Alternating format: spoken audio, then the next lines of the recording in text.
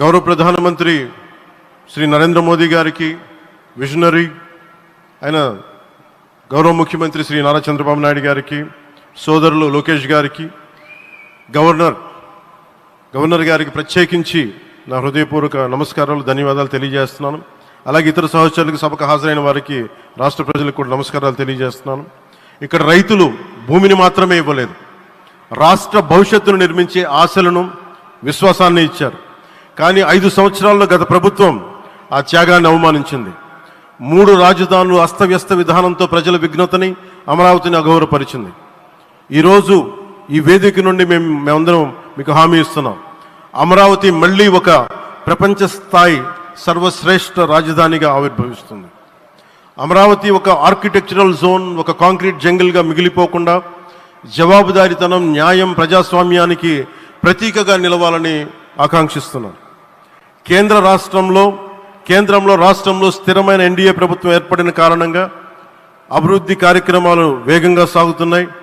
మేనిఫెస్టోలో ఇచ్చిన హామీలన్నీ దశల వారీగా బాధ్యతాయుతంగా అమలు చేస్తున్నాం. కేవలం మ్యాచింగ్ గ్రాంట్స్ ఇవ్వని కారణంగా గత ప్రభుత్వం రాష్ట్రం కేంద్రం నుంచి పొందాల్సిన 1000 కోట్లు నష్టపోయింది. కానీ ఈ ప్రభుత్వం కోఆపరేటివ్ ఫెడరలిజం స్ఫూర్తితోటి, పరస్పర సహకారంతో పనిచేస్తున్నాం. రాష్ట్రంలో రహదారులు, రైల్వే, పారిశ్రామిక రక్షణకు సంబంధించి ఈ రోజున మన అమరావతి కాకుండా రాష్ట్రంలో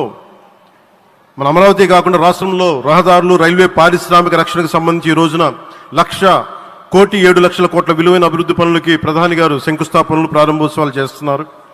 రాయలసీమలో గుంతకల్ రైల్వే, గోరంట్ల హైవే లాంటి వివిధ కార్యక్రమాలకు, ఉత్తరాంధ్రలో పిఎం ఏక్తా మాల్ లాంటి వివిధ పనులకు ఈరోజు శంకుస్థాపన, ప్రారంభోత్సవం చేస్తున్న ప్రధానమంత్రి గారికి నా హృదయపూర్వక కృతజ్ఞతలు. నేను అవనిగడ్డ ఎన్నికల ప్రచారంలో హామీ ఇచ్చిన దానికి అనుగుణంగా మనందరి ఆశలు మనకి ఆశించిన విధంగా నాగాయలంకలో మిస్సైల్ టెస్ట్ రేంజ్కి ప్రధానమంత్రి గారు ఈ రోజున శంకుస్థాపన జరగడం నాకు చాలా సంతోషంగా ఉంది. Now with honourable prime minister Shri Modiji and honourable CM Shri Chandrababu Naidu గారు, and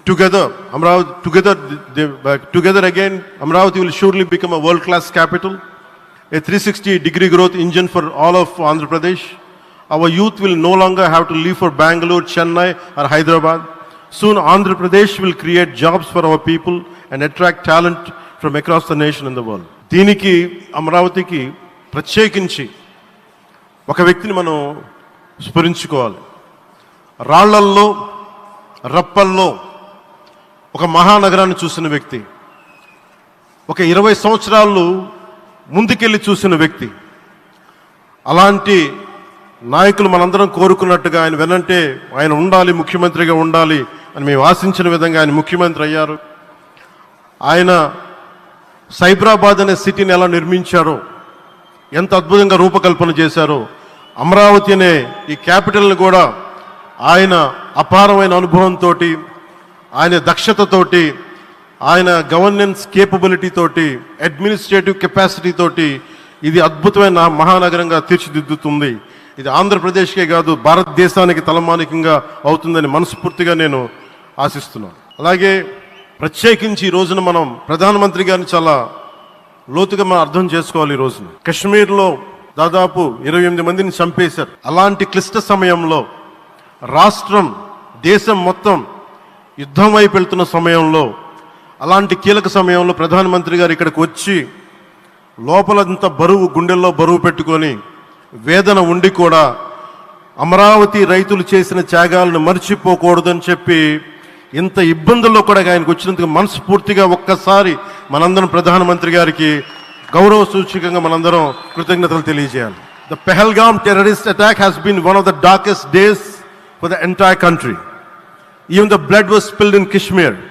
The blood spilled in Kashmir, it created tremors in the entire nation. And we had seen it personally, witnessed personally, the pain of the victims.